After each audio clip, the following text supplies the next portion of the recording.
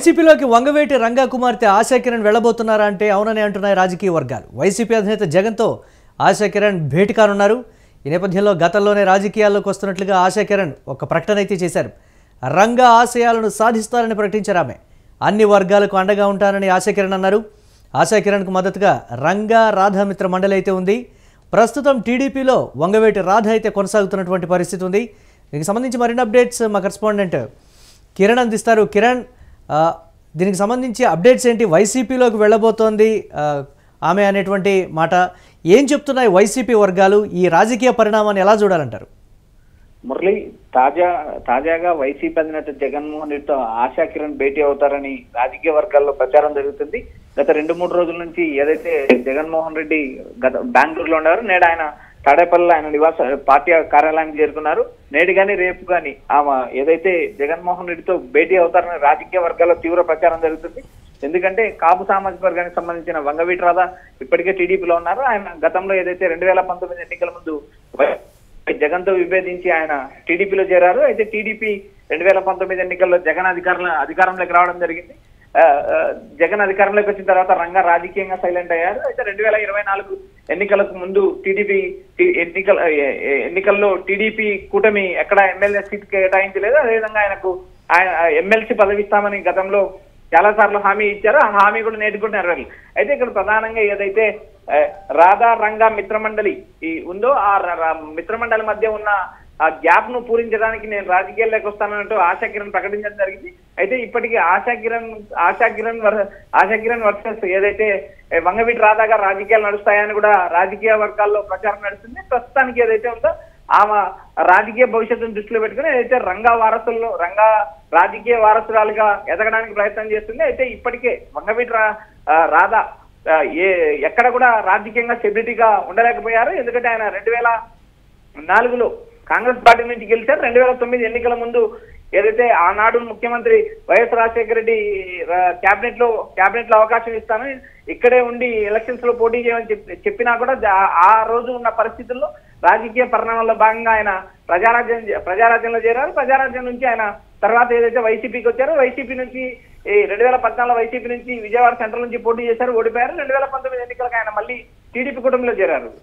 2024 ఎన్నికల్లో కూడా ఆయన టీడీపీ కూటమిలో ఉన్నారు. కానీ ఆయనకి ఎలాంటి రాజకీయ పదవి కానీ రాజకీయ ప్రాధాన్యత ఉన్న పోస్టు దక్కలేదు. అయితే వీటినన్నింటినీ బేరీ చేసుకొని ఏదైతే ఆశా కిరణ్ రాబోయే రోజుల్లో రంగా వారసురాలుగా ఎదగడానికి రాజకీయంగా ప్రమోట్ కావడానికి ప్రయత్నం ప్రారంభించింది.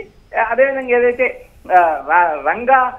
రంగాన్ని నమ్ముకున్న కాపు సామాజిక వర్గాన్ని కానీ వారికి ఒక దిక్సూచిలా పనిచేస్తారు. రాధారంగ మిత్రమండలి ఈ చెప్పిన ప్రకారం రాజకీయాల్లో ముందుకెళ్తానంటూ ఆమె గతంలో ప్రకటించడం జరిగింది. ఏదైతే ఏపీ రాజకీయాలు మనం పరిశీలించినప్పుడు కాపు సామాజిక వర్గం కీలక పాత్ర పోషిస్తుంది. ఎన్నికలే కాక ఎన్నికల తర్వాత కూడా ఆ సామాజిక వర్గానికి పెద్ద ప్రయోజనాలు పెద్దపీట పార్టీలు కూడా వేస్తూ ఉంటాయి. ఎందుకంటే ఏపీలో కాపుల సంఖ్య అత్యధికంగా ఉంటుంది. రాజకీయంగా ప్రభావం చూపే అవకాశాలు కూడా ఉంటాయి. ఎందుకంటే ఈ గోదావరి జిల్లాలు రాష్ట్రంలో ప్రధానంగా గోదావరి జిల్లాలు గెలుపు దిక్సూచిని డిసైడ్ చేస్తాయి. ఆ జిల్లాల్లో ఏదైతే కాపు సామాజిక వర్గానికి సంబంధించిన ఒకే కుటుంబానికి చెందినటువంటి వారు 2 పార్టీల్లో ఉండటానికి సంబంధించి సామాజిక వర్గం నుంచి కూడా ఒకంత మిశ్రమ స్పందన వస్తోంది. ఎవరు ఎటువైపు అనేటువంటి ఒక ప్రశ్న కూడా ఉత్పన్నమవుతుంది కదా కిరణ్, దీన్ని ఎలా చూడాలంటారు మనం?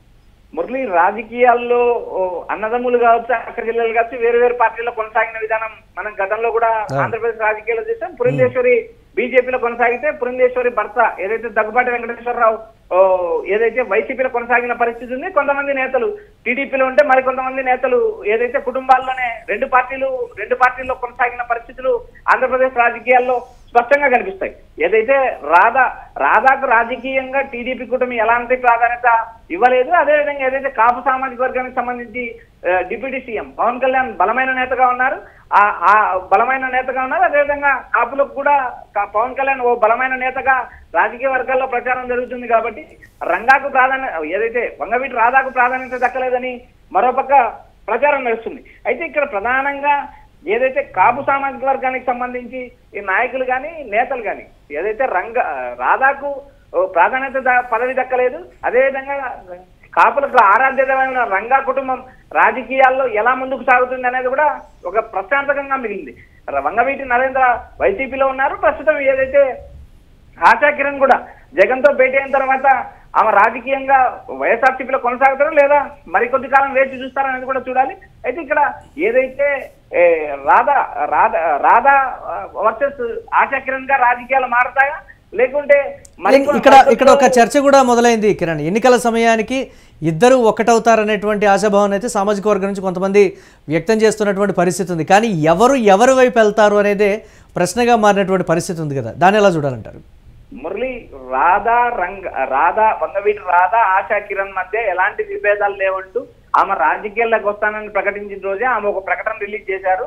ఆ ప్రకటన నేపథ్యం కూడా మనం ఒకసారి గమనించినప్పుడు ఏదైతే రాధా రంగా మిత్రమండలి మధ్య ఉన్న విభేదాలు పరిష్కరించాలి, వారిని ఏకతాటిపైకి తీసుకురావాలి, రాష్ట్ర వ్యాప్తంగా కాపులను ఏకతాటిపై నడిపించాలి, కాపు సామాజిక వర్గానికి రంగా ఆరాధ్య దైవం, రంగా వారసత్వాన్ని కొనసాగించాల్సిన అవసరం ఉందంటూ ఆమె గతంలోనే ప్రకటించారు. అయితే ఇప్పుడు ప్రధానంగా ఇక్కడ రాధా టీడీపీ కూటమిలో ఉండడం, ఏదైతే ఆశా కిరణ్ ఆమె జగన్ తో భేటీ అవుతారు అని జరుగుతున్న ప్రచారం,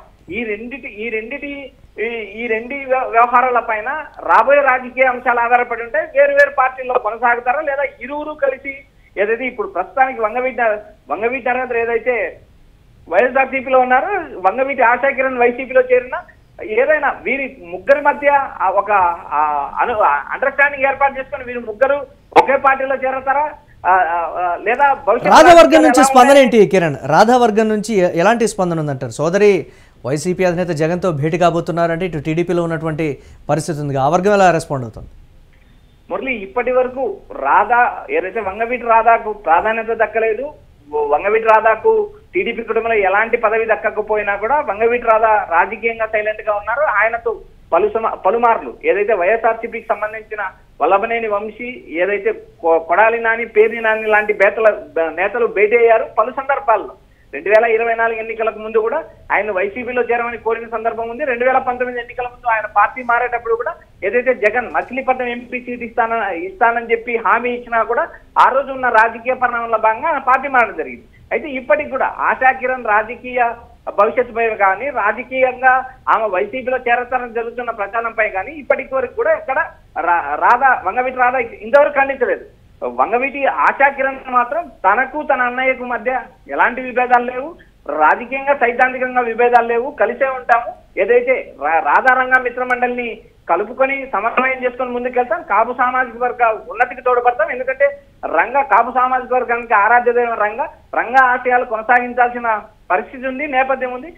ఇటువంటి పరిస్థితుల్లో ఏదైతే రాధారంగా మిత్రమండలితో పాటు తన అన్నకు ఎలాంటి విభేదాలు లేవు, కేవలం తాను రాజకీయాల్లోకి వస్తానని కేవలం ప్రకటన చేశాను. అయితే ఇప్పటికిప్పుడు నిర్ణయం తీసుకోలేని పరిస్థితి, రాబోయే రోజుల్లో నిర్ణయం తీసుకుంటానని ప్రకటన చేసింది. అయితే నేడు గాని ఏదైతే జగన్మోహన్ రెడ్డి బెంగళూరు నుంచి తాడేపల్లి చేరుకున్నారు, నేడు గాని రేపు గాని ఆమె జగన్మోహన్ రెడ్డితో సమావేశం అవుతారని ప్రచారం జరుగుతుంది. అయితే ఆమె సమావేశం అవుతారా లేదా మరికొద్ది రోజులు ఈ సమావేశం వాయిదా పడుతుందా, ఆమె వైసీపీలో చేరతారా లేదా అనేది కూడా ప్రస్తుతానికి రాజకీయ వర్గాల్లో ప్రచారం నడుస్తుంది. ఈ ప్రచారం నిజమవుతుందా కాదా అనేది కూడా మరికొంతకాలం వేచి చూడాలా, లేదా రేపు ఎల్లుండి ఆమె జగన్ తో భేటీ అవుతారా అనేది కూడా వేచి చూడాలా. మురళి, సామాజిక వర్గం నుంచి అయితే మిశ్రమ స్పందన అయితే వ్యక్తమవుతోంది. Right, thanks for updates Kiran. ఇక వైసీపీలోకి వంగవేటి రంగా కుమార్తె వెళ్ళబోతున్నారనేటువంటి బ్రేకింగ్ న్యూస్ చూస్తున్నాం. వైసీపీ అధినేత జగన్తో ఆశా కిరణ్ అయితే భేటీ కాబోతున్నారు. గతంలోనే రాజకీయాల్లోకి వస్తున్నట్లుగా కూడా ఆశా కిరణ్ అయితే ఒక కీలకమైనటువంటి ఒక ప్రకటన అయితే చేశారు. రంగా ఆశయాలను సాధిస్తానని ఆ ప్రకటనలో క్లియర్గా తెలిపారు. అన్ని వర్గాలకు అండగా ఉంటానని కూడా ఆశా కిరణ్ చెప్తూ ఉన్నటువంటి పరిస్థితి ఉంది.